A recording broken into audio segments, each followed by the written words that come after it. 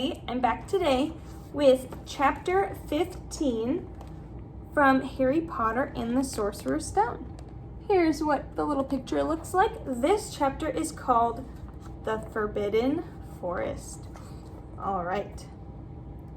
Things couldn't have been worse. Filch took them down to Professor McGonagall's study on the first floor, where they sat and waited without saying a word to each other. Hermione was trembling.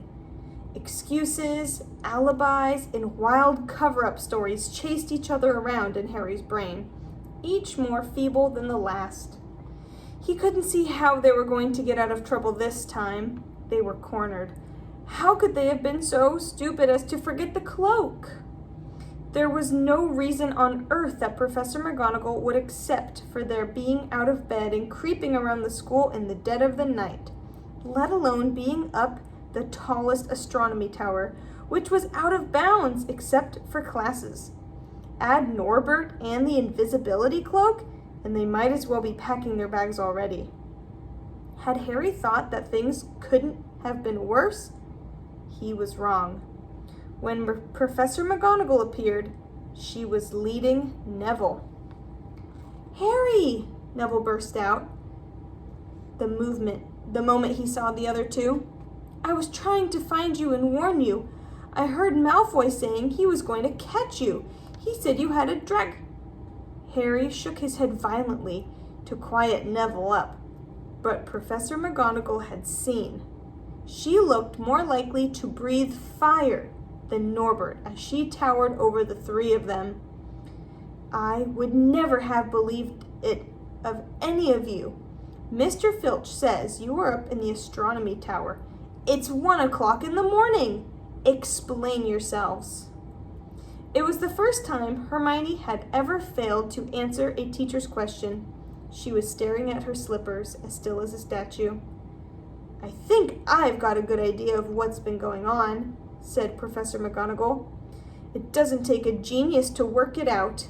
You fed Draco Malfoy some silly story about a dragon trying to get him out of bed and into trouble. I've already caught him. I suppose you think it's funny that Longbottom here heard the story and believed it too?" Harry caught Neville's eye and tried to tell him without words that this wasn't true, because Neville was looking stunned and hurt. Poor blundering Neville. Harry knew what it must have cost him to try and find them in the dark, to warn them. "I'm disgusted," said Professor McGonagall. 4 students out of bed in one night. I've never heard of such a thing before. You, Miss Granger, I thought you had more sense. As for you, Mr. Potter, I thought Gryffindor meant more to you than this. All 3 of you will receive detentions. Yes, you too, Mr. Longbottom. Nothing gives you the right to walk around school at night, especially these days. It's very dangerous. And 50 points will be taken from Gryffindor." 50? Harry gasped. They would lose the lead he'd won in the last Quidditch match. 50 points each, said Professor McGonagall, breathing heavily through her long pointed nose. "Professor, please, you can't." "Don't tell me what I can and can't do, Potter. Now, get back to bed, all of you. I've never been more ashamed of Gryffindor students." 150 points lost. That put Gryffindor in last place. In one night, they'd ruined any chance Gryffindor had for the House Cup. Harry felt as though the bottom had dropped out of his stomach. How could they ever make up for this? Harry didn't sleep all night. He could hear Neville sobbing into his pillow for what seemed like hours. Harry couldn't think of anything to say to comfort him. He knew Neville, like himself, was dreading the dawn. What would happen when the rest of Gryffindor found out what they'd done? At first, Gryffindors passing the giant hourglasses that recorded the house points the next day thought there'd been a mistake. How could they suddenly have 150 points fewer than yesterday? And then the story started to spread. Harry Potter, the famous Harry Potter, Their hero of 2 Quidditch matches had lost them all those points. Him and a couple of other stupid first years. From being one of the most popular and admired people at school, Harry was suddenly the most hated. Even Ravenclaws and Hufflepuffs turned on him because everyone had been longing to see Slytherin lose the House Cup. Everywhere Harry went, people pointed and didn't trouble to lower their voices as they insulted him. Slytherins, on the other hand, clapped as he walked past them, whistling and cheering. "Thanks, Potter, we owe you one." Only Ron stood by him. "They'll all forget this in a few weeks. Fred and George have lost loads of points in all the time they've been here, and people still like them." "Have they ever? They've never lost 150 points in one go, though, have they?" said Harry miserably. "Well, no," Ron admitted. It was a bit late to repair the damage, but Harry swore to himself not to meddle in things that weren't his business from now on. He'd had it with sneaking around and spying. He felt so ashamed of himself that he went to Wood and offered to resign from the Quidditch team. "Resign?" Wood thundered. "What good'll that do? How are we going to get any points back if we can't win at Quidditch?" But even Quidditch had lost its fun. The rest of the team wouldn't speak to Harry during practice. If they had to speak about him, they called him the Seeker. Hermione and Neville were suffering too. They didn't have as bad a time as Harry because they weren't as well known, but nobody would speak to them either. Hermione had stopped drawing attention to herself in class, keeping her head down and working in silence. Harry was almost glad that the exams weren't far away. All the studying he had to do kept his mind off his misery. He, Ron, and Hermione kept to themselves, working late into the night, trying to remember the ingredients in complicated potions, learn charms and spells by heart, memorize the dates of magical discoveries and goblin rebellions. Then, about a week before the exams were due to start, Harry's new resolution not to interfere in anything that didn't concern him was put to an unexpected test. Walking back from the library on his own one afternoon, he heard somebody whimpering from a classroom up ahead. As he drew closer, he heard Quirrell's voice. "No, no, not again, please!" It sounded as though someone was threatening him. Harry moved closer. All right, he heard Quirrell sob. Next second, Quirrell came hurrying out of the classroom, straightening his turban. He was pale and looked as though he was about to cry. He strode out of sight. Harry didn't think Quirrell had even noticed him. He waited until Quirrell's footsteps had disappeared, then peered into the classroom. It was empty, but a door stood ajar at the other end. Harry was halfway toward it before he remembered what he'd promised himself about not meddling. All the same, he'd have gambled 12 Sorcerer stones that Snape had just left that room. And from what Harry had just heard, Snape would be walking with a new spring in his step. Quirrell seemed to have given in at last. Harry went back to the library, where Hermione was testing Ron on astronomy. Harry told them what he'd heard. "Snape's done it then," said Ron. "If Quirrell's told him how to break his anti-dark force spell?" "They're still fluffy, though," said Hermione. "Maybe Snape's found out how to get past him without asking Hagrid," said Ron, looking up at the thousands of books surrounding them. "I bet there's a book somewhere in here telling you how to get past a 3-headed dog. So, what do we do, Harry?"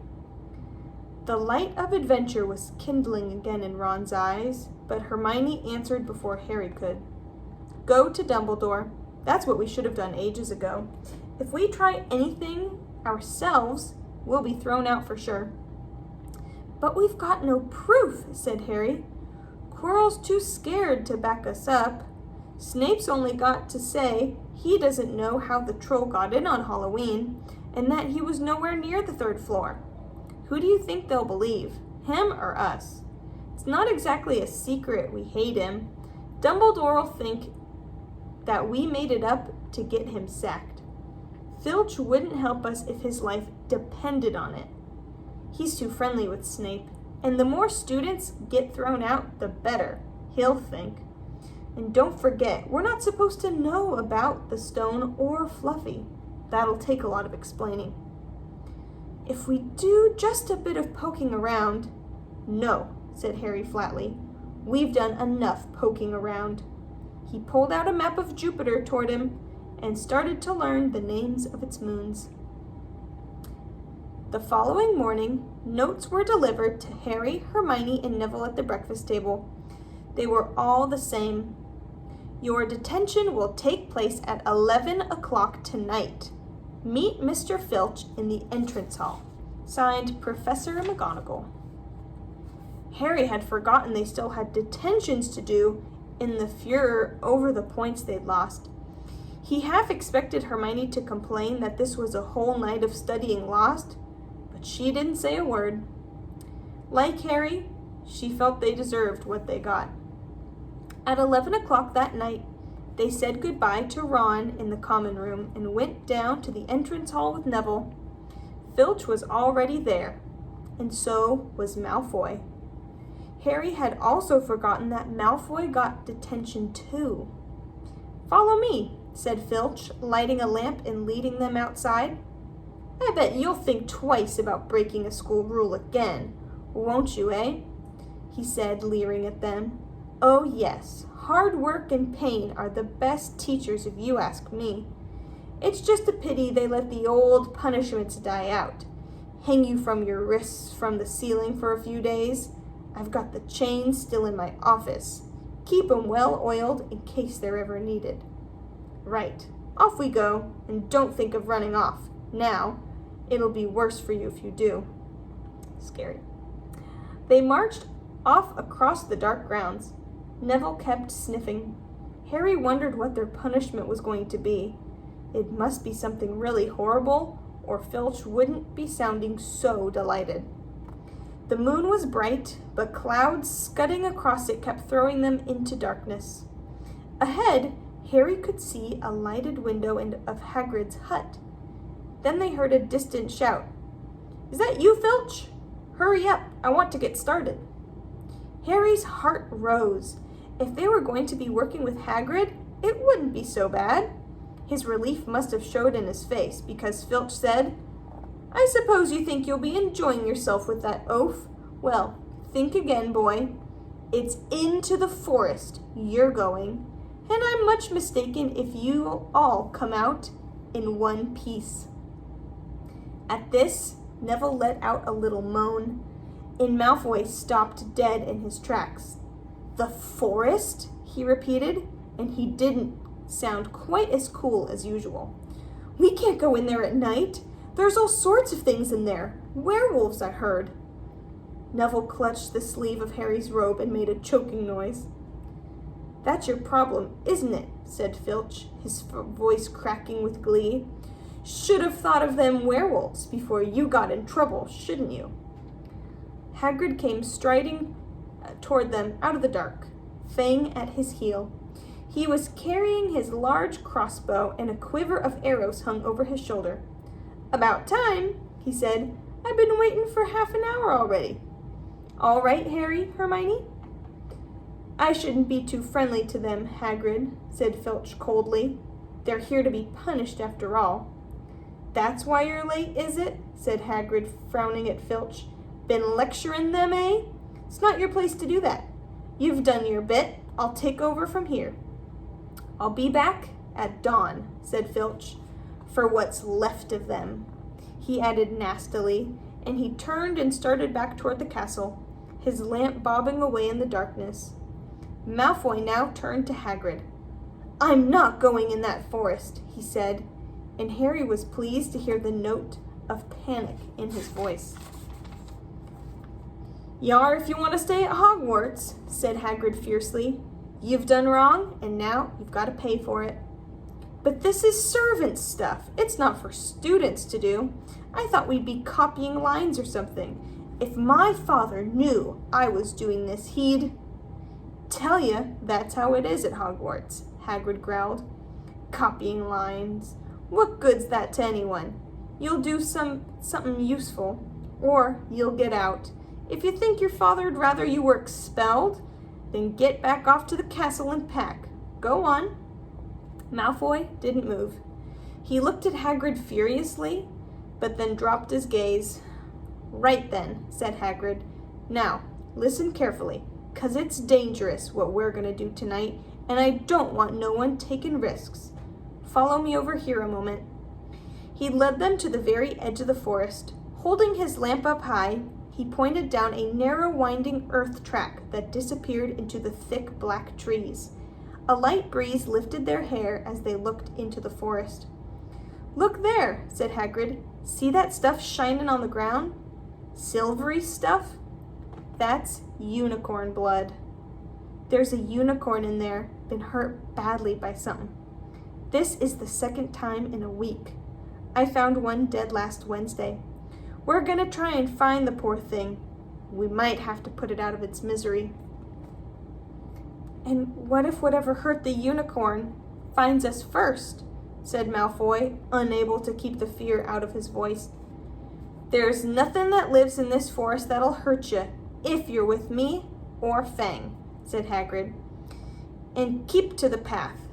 Right now, we're gonna split into 2 parties and follow the trail in different directions. There's blood all over the place. It must have been staggering around since last night at least." "I want Fang," said Malfoy quickly, looking at Fang's long teeth. "All right, but I warn you, he's a coward," said Hagrid. "So, me, Harry, and Hermione will go one way, and Draco, Neville, and Fang will go the other way.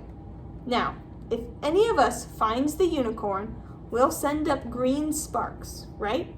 Get your wands out and practice now. That's it. And if anyone gets in trouble, send up red sparks, and we'll all come and find you. So, be careful. Let's go." The forest was black and silent. A little way into it, they reached a fork in the earth path, and Harry, Hermione, and Hagrid took the left path, while Malfoy, Neville, and Fang took the right. They walked in silence, their eyes on the ground. Every now and then, a ray of moonlight through the branches above lit a spot of silver blue blood on the fallen leaves. Harry saw that Hagrid looked very worried. "Could a werewolf be killing the unicorns?" Harry asked. "Not fast enough," said Hagrid. "It's not easy to catch a unicorn. They're powerful magic creatures. I never knew one to be hurt before." They walked past a mossy tree stump. Harry could hear running water. There must be a stream somewhere close by. There were still spots of unicorn blood here and there along the winding path. "You all right, Hermione?" Hagrid whispered. "Don't worry. It couldn't have gone far if it's this badly hurt, and then we'll be able to—" "Get behind that tree!" Hagrid seized Hermione and Harry and hoisted them off the path behind a towering oak.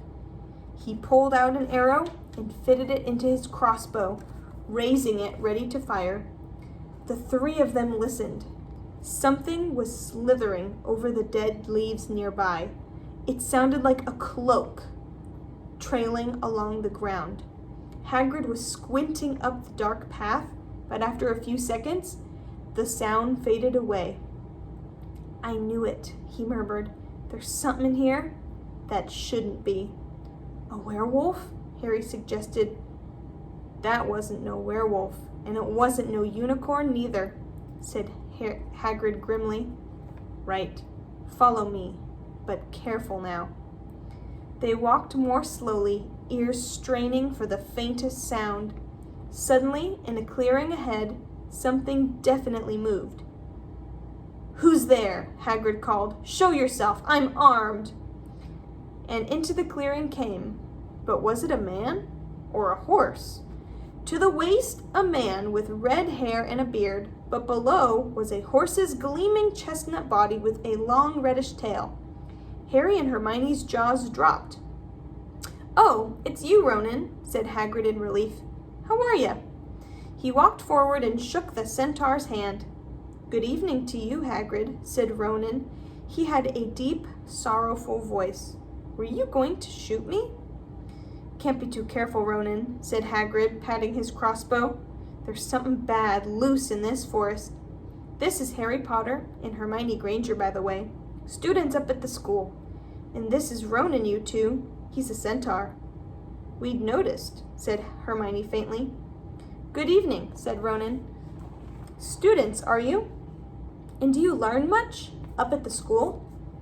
A bit," said Hermione timidly. "A bit. Well, that's something." Ronan sighed. He flung his head back and stared at the sky. "Mars is bright tonight." "Yeah," said Hagrid, glancing up too. "Listen, I'm glad we've run into you, Ronan, 'cause there's a unicorn been hurt. You see anything?" Ronan didn't answer immediately.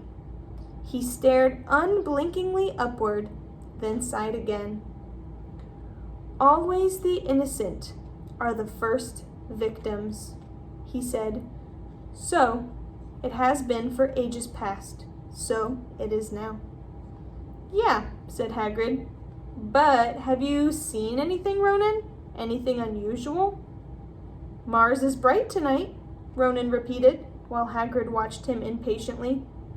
"Unusually bright." "Yeah, but I was meaning anything unusual a bit nearer home," said Hagrid. "So you haven't noticed anything strange?" Yet again, Ronan took a while to answer. At last he said, "The forest hides many secrets." A movement in the trees behind Ronan made Hagrid raise his bow again. But it was only a second centaur, black-haired and bodied and wilder looking than Ronan. "Hello, Bane," said Hagrid. "All right?" "Good evening, Hagrid. I hope you are well." "Well enough. Look, I'd just been asking Ronan. You seen anything odd in here lately? There's a unicorn been injured. Would you know anything about it?" Bane walked over to stand next to Ronan. He looked skyward.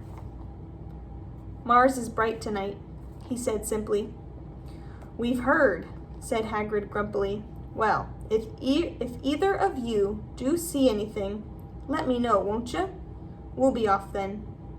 Harry and Hermione followed him out of the clearing, staring over their shoulders at Ronan and Bane until the trees blocked their view. "Never," said Hagrid irritably, "try and get a straight answer out of a centaur. Ruddy stargazers, not interested in anything closer than the moon." "Are there many of them in here?" asked Hermione. "Oh, a fair few. Keep themselves to themselves mostly, but they're good enough about turning up if I ever want a word. They're deep-mind centaurs. They know things. Just don't let on much." "Do you think that was a centaur we heard earlier?" said Harry. "Did that sound like hooves to you?" "No, if you ask me, that was what's been killing the unicorns. Never heard anything like it before."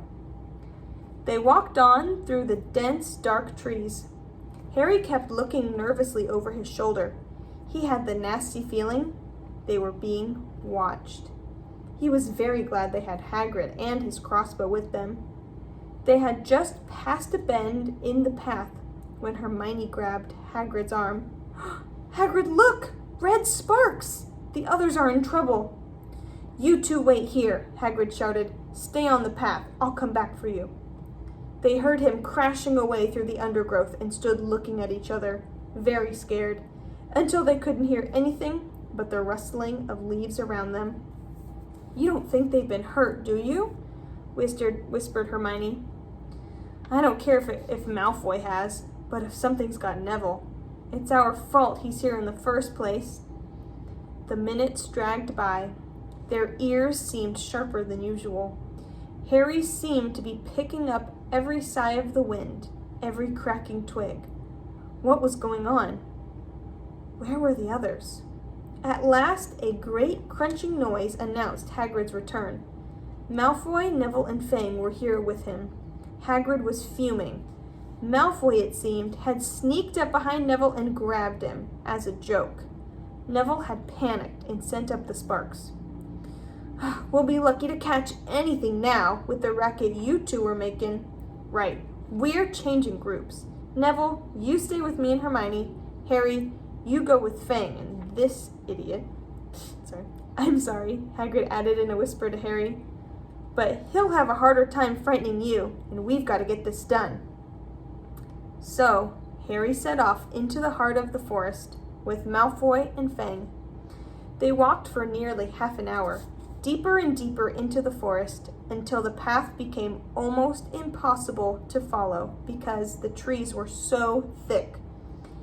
Harry thought the blood seemed to be getting thicker. There were splashes on the roots of a tree, as though the poor creature had been thrashing around in pain close by. Harry could see a clearing ahead through the tangled branches of an ancient oak. "Look," he murmured, holding out his arm to stop Malfoy. Something bright white was gleaming on the ground. They inched closer. It was the unicorn, all right. And it was dead.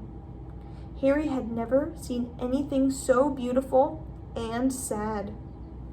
Its long, slender legs were stuck out at odd angles where it had fallen, and its mane was spread pearly white on the dark leaves.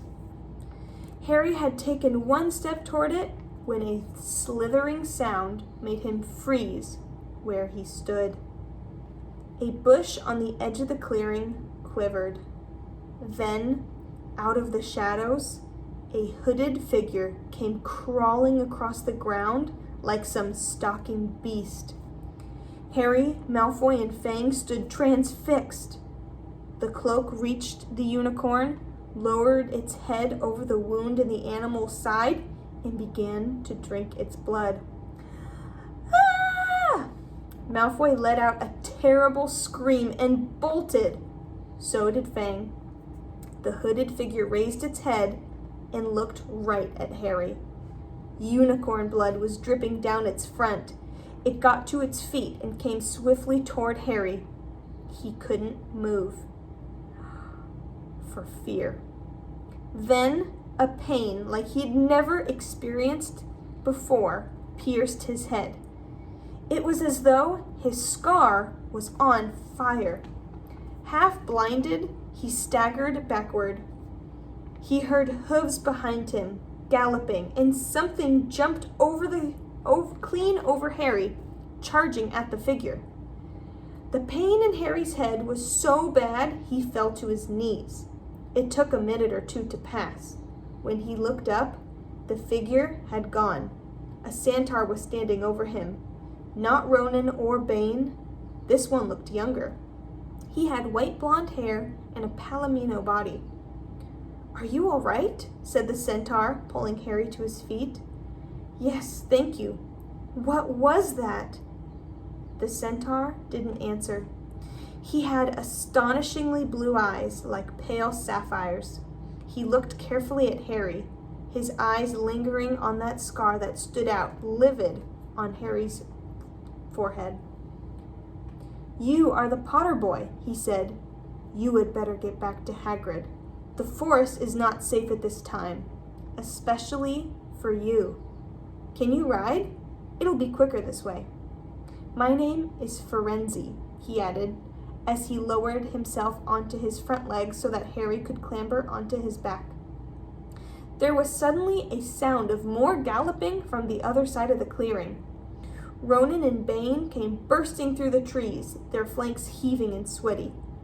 "Firenze!" Bane thundered. "What are you doing? You have a human on your back. Have you no shame? Are you a common mule?" "Do you realize who this is?" said Firenze. "This is the Potter boy. The quicker he leaves the forest, the better." "What have you been telling him?" growled Bane. "Remember, Firenze, we are sworn not to set ourselves against the heavens. Have we not read what is to come in the movements of the planets?" Ronan pawed the ground nervously.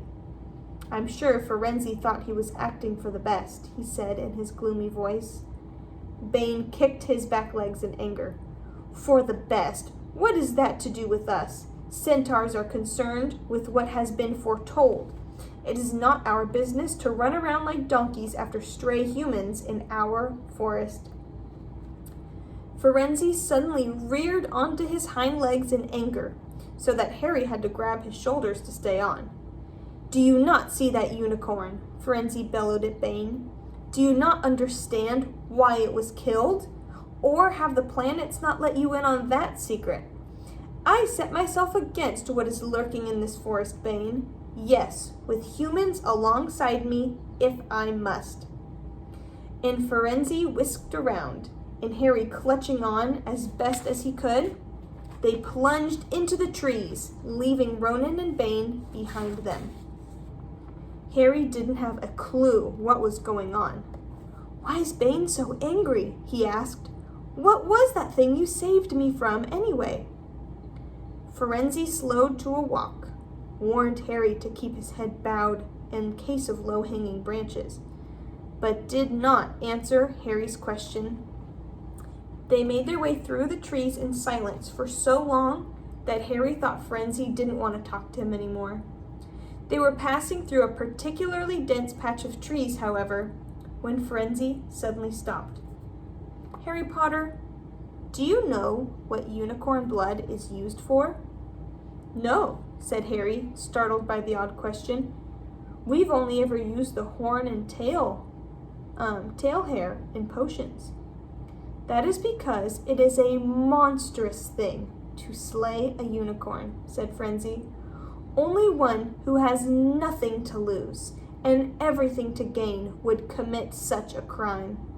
The blood of a unicorn will keep you alive even if you are an inch from death, but at a terrible price. You have slain something pure and defenseless to save yourself, and you will have but a half-life, a cursed life from the moment the blood touches your lips. Harry stared at the back of Firenze's head, which was dappled silver in the moonlight. But who'd be that desperate, he wondered aloud. If you're going to be cursed forever, death's better, isn't it? It is, Firenze agreed, unless all you need is to stay alive long enough to drink something else. Something that will bring you back to full strength and power. Something that will mean you can never die.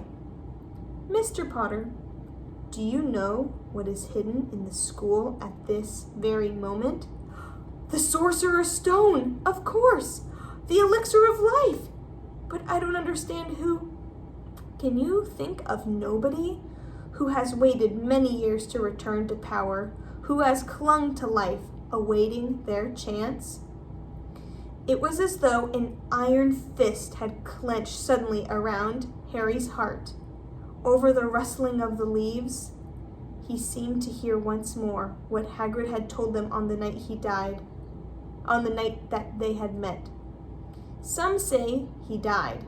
Codswallop, in my opinion, to know if he had enough human left in him to die. Do you mean, Harry croaked, that it was Harry, are you all right?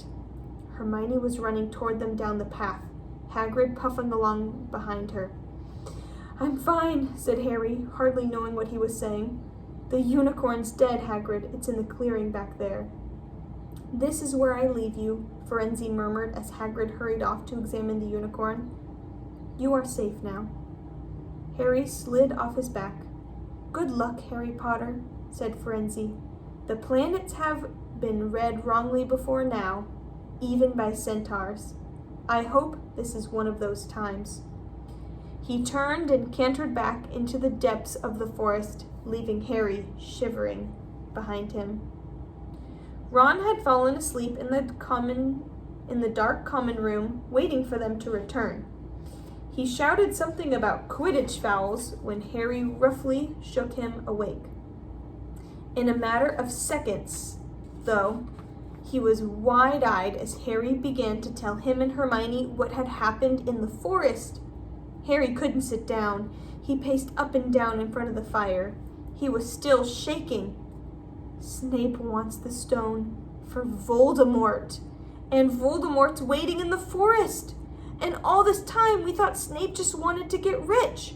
Stop saying the name, said Ron in a terrified whisper, as if he thought Voldemort could hear them. Harry wasn't listening.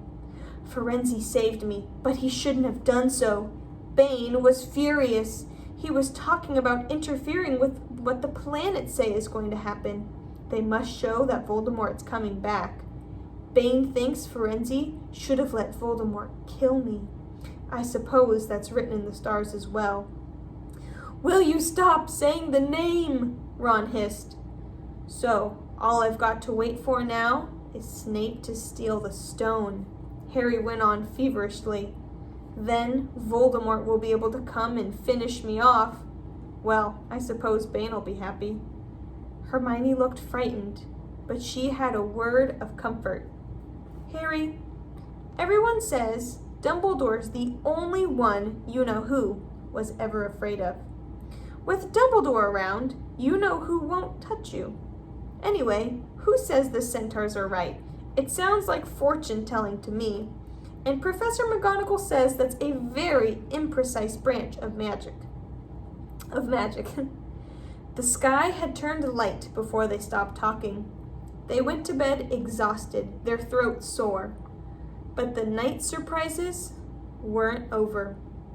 When Harry pulled back his sheets, he found his invisibility cloak folded neatly beneath them. There was a note pinned to it. Just in case. Oh my gosh. That chapter was so good. Things are getting super serious. We only have 2 chapters left. Getting close to the end. So, that was a lot. In that chapter, it was kind of spooky, but it was very action-packed, so I really hope that you like it. Now I have so many questions, like, what's going to happen to Harry? Who left that invisibility cloak back in Harry's bed? Because he had left it by the astronomy tower. So, the title of this next chapter, Through the Trap Door. And then you see Fluffy in that picture. So, I can't wait to read the next chapter. We only have 2 left, like I said. I hope you really enjoyed this one.